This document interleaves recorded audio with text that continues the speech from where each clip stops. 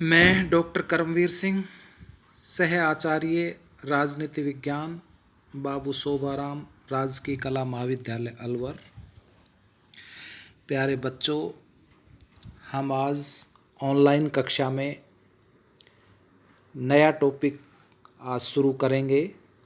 संघीय कार्यपालिका, राष्ट्रपति, द प्रेसिडेंट। राष्ट्रपति की क्या योग्यताएं, राष्ट्रपति का निर्वाचन कैसे होता है, राष्ट्रपति की पदावधि कितनी होती है, राष्ट्रपति के महाभियोग के द्वारा हटाया जा सकता है या नहीं, राष्ट्रपति किसके द्वारा पद की शपथ लेता है, राष्ट्रपति की क्या शक्तियां हैं, इन सभी बातों का राष्ट्रपति का जो टॉपिक है इसमें हम अध्ययन करेंगे या चर्चा करेंगे। डियर स्टूडेंट्स, जैसा कि आप सभी को पता होगा, भारत का एक राष्ट्रपति होगा और संघ की कार्यपालिका शक्ति राष्ट्रपति में निहित होंगी और वह इसका प्रयोग इस संविधान के अनुसार स्वयं या अपने अधीनस्थ कर्मचारियों के द्वारा करेगा। ये संविधान का अनुच्छेद 52 और 53 में ये बात बताई गई है। भारतीय संविधान के अध्याय 5 में अनुच्छेद 52 से लेकर अनुच्छेद 62 तक राष्ट्रपति की पदस्थिति, निर्वाचन प्रक्रिया, पदावधि इत्यादि का वर्णन किया गया है। संविधान में कहा गया है कि संघ की कार्यपालिका शक्ति राष्ट्रपति में निहित होंगी, जिसका प्रयोग वह अपने अधीनस्थ अधिकारियों के माध्यम से करेगा।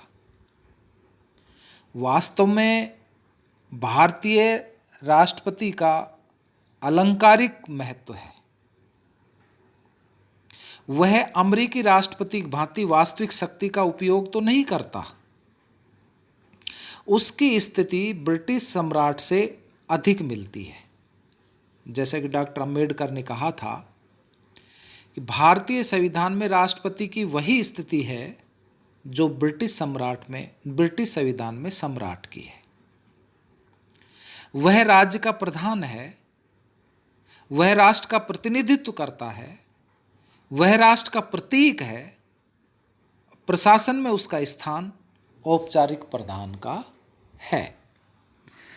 राष्ट्रपति पद के लिए निम्न योग्यताएं होनी चाहिए। संविधान का अनुच्छेद 58 राष्ट्रपति पद के लिए पात्रता के मापदंड निर्दिष्ट करता है। कोई व्यक्ति भारत का राष्ट्रपति तभी निर्वाचित हो सकता है यदि वह भारत का नागरिक है, 35 वर्ष की आयु पूरी कर चुका हो, लोकसभा का सदस्य होने की योग्यता रखता हो, संविधान के अनुसार वह संघ अथवा राज्य सरकार या किसी स्थानीय सरकार के अधीन लाभ के पद पर कार्य न कर रहा हो, वह केंद्रीय या राज्य विधानमंडल का सदस्य न हो। यदि वह इनमें से किसी संस्था का सदस्य है तो उसे राष्ट्रपति पद ग्रहण करने के पूर्व त्यागपत्र देना पड़ेगा। राष्ट्रपति का निर्वाचन कैसे होता है, इस संदर्भ में अपन चर्चा करें कि राष्ट्रपति पद के उम्मीदवार के नाम का प्रस्ताव 50 सांसदों या विधायकों द्वारा किया जाना चाहिए।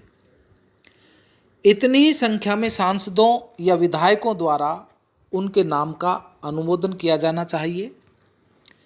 उसे 15,000 रुपये जमानत राशि जमा करानी पड़ती है।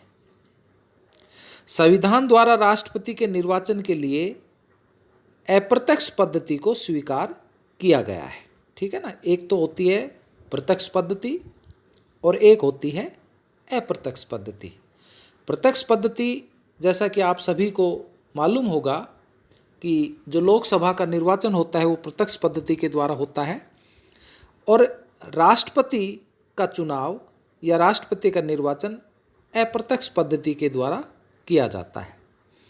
संविधान के अनुच्छेद 54 के अनुसार राष्ट्रपति एक निर्वाचक मंडल द्वारा निर्वाचित होता है, जिसमें संसद के दोनों सदनों के निर्वाचित सदस्य संसद के दोनों सदन कौन से?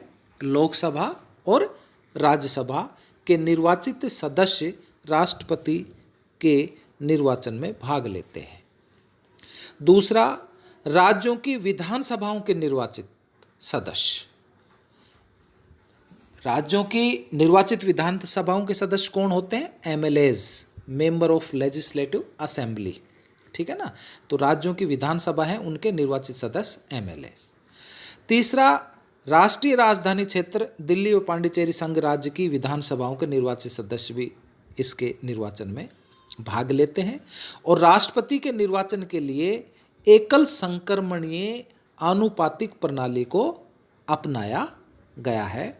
मनोनीत सदस्य जो होते हैं वो निर्वाचन में भाग नहीं लेते हैं राष्ट्रपति के में। तो इस प्रकार से एक प्रकार से राष्ट्रपति का निर्वाचन होता है। जहाँ तक राष्ट्रपति के पदावधि का सवाल है, वो टर्म और ऑफिस के संदर्भ में बताया गया है कि संविधान के अनुच्छेद 56 में राष्ट्रपति के कार्यकाल, त्यागपत्र तथा महाभियोग के संबंध में कुछ दिशा निर्देश दिए गए हैं कि राष्ट्रपति अपने पद ग्रहण से 5 वर्ष तक पद धारण करता है, यानी कि 5 वर्ष तक उसका कार्यकाल होता है। कार्यकाल पूरा होने पर भी वह तब तक अपने पद पर रहता है जब तक दूसरा व्यक्ति पद ग्रहण न कर ले। राष्ट्रपति पद मृत्यु, त्यागपत्र या महाभियोग के कारण समय से पहले रिक्त हो सकता है। ऐसे में यदि कोई राष्ट्रपति चुना जाता है तो उसका कार्यकाल 5 वर्ष का होगा, न कि शेष अवधि का। त्यागपत्र देने के कई कारण हो सकते हैं, जैसे स्वेच्छा से भी कोई त्यागपत्र दे सकता है, बीमारी के कारण भी कोई त्यागपत्र दे सकता है, मंत्रिमंडल के साथ मतभेद होने पर भी त्यागपत्र दे सकता है, या महाभियोग से बचने के लिए भी राष्ट्रपति अपना त्यागपत्र उपराष्ट्रपति को सौंप सकता है और उपराष्ट्रपति उसकी सूचना लोकसभा अध्यक्ष को देता है। ये एक प्रकार से एक उसका टर्म और कंडीशन, ये टर्म होता है, यानी कि 5 वर्ष की उसकी अवधि में। जहाँ तक महाभियोग का सवाल है, तो राष्ट्रपति को महाभियोग द्वारा समय से पूर्व अपने पद से हटाया जा सकता है। महाभियोग की प्रक्रिया के संबंध में संविधान के अनुच्छेद 61 में वर्णन किया गया है। ठीक है ना, 61 में वर्णन किया गया है। महाभियोग लगाने का अधिकार संसद के दोनों सदनों को है। जिस सदन द्वारा अभियोग लगाया जाता है उसके 1/4 सदस्यों के हस्ताक्षर द्वारा प्रस्ताव प्रस्तुत किया जा सकता है। अभियोग लगाने के 14 दिन के पश्चात उस पर विचार किया जाता है। यदि प्रस्ताव 2/3 बहुमत से पारित हो जाता है तो वह विचारार्थ दूसरे सदन को भेजा जाता है और दूसरा सदन अभियोग की जांच कर सकता है या कमेटी नियुक्त कर सकता है। दूसरा सदन भी यदि कुल सदस्य संख्या के 2/3 बहुमत से महाभियोग का प्रस्ताव स्वीकार कर लेता है तो प्रस्ताव स्वीकार समझा जाता है। यदि लोकसभा राष्ट्रपति पर महाभियोग का आरोप लगाती है तो राज्यसभा उसकी जांच करती है और यदि राज्यसभा आरोप लगाती है तो लोकसभा जांच करती है। राष्ट्रपति को सदन के समक्ष अपना पक्ष प्रस्तुत करने का अधिकार है। ऐसा वह स्वयं उपस्थित होकर या अपने प्रतिनिधि के माध्यम से कर सकता है। महाभियोग का प्रस्ताव स्वीकृत होने तक राष्ट्रपति अपने पद पर बना रहता है। पद रिक्त होने के 6 महीने के अंदर नए राष्ट्रपति का निर्वाचन होता है। नए राष्ट्रपति के निर्वाचन होने तक उपराष्ट्रपति उस पद पर कार्य करता है या कार्य करेगा, ये स्पष्ट रूप से उल्लेख है। किसी कारण से यदि राष्ट्रपति व उपराष्ट्रपति दोनों कार्य करने में असमर्थ हों तो उस स्थिति में संसद को उसके दायित्व के निर्वहन की व्यवस्था करनी होगी। ऐसे में सर्वोच्च न्यायालय का मुख्य न्यायाधीश या सर्वोच्च न्यायालय का वरिष्ठतम न्यायाधीश राष्ट्रपति के दायित्वों का निर्वहन करेगा। यह व्यवस्था आवश्यकता से उपजती है। डॉक्टर जाकिर हुसैन तत्कालीन राष्ट्रपति के 1969 में निधन के पश्चात उपराष्ट्रपति वीवी गिरी अपने पद से त्यागपत्र देना चाहते थे, यानी राष्ट्रपति तथा उपराष्ट्रपति दोनों के पद रिक्त होने की स्थिति थी। ऐसे में संविधान के अनुच्छेद 70 द्वारा यह व्यवस्था की गई कि ऐसी किसी आकस्मिक स्थिति में संसद कोई उचित व्यवस्था करेगी। इस व्यवस्था के अंतर्गत सर्वोच्च न्यायालय के मुख्य न्यायाधीश एम हिदायतुल्लाह राष्ट्रपति बने। ये एक प्रकार से राष्ट्रपति पर महाभियोग की प्रक्रिया है। राष्ट्रपति द्वारा पद की शपथ, तो राष्ट्रपति को पद की शपथ दिलाने का दायित्व सर्वोच्च न्यायालय के मुख्य न्यायाधीश का है और उसकी अनुपस्थिति में उपलब्ध वरिष्ठ न्यायाधीश द्वारा शपथ दिलाई जाती है एक प्रकार से राष्ट्रपति को। वेतन वगैरह के संदर्भ में आप सभी को पता ही होगा कि भारत के राष्ट्रपति को 5 लाख रुपए प्रति माह वेतन मिलते हैं और ये राष्ट्रपति की शक्तियां के संदर्भ में जहां तक उल्लेख है, भारत के राष्ट्रपति की शक्तियों को 2 भागों में बांटा गया है, एक आपातकालीन शक्ति और एक शांतिकालीन शक्ति।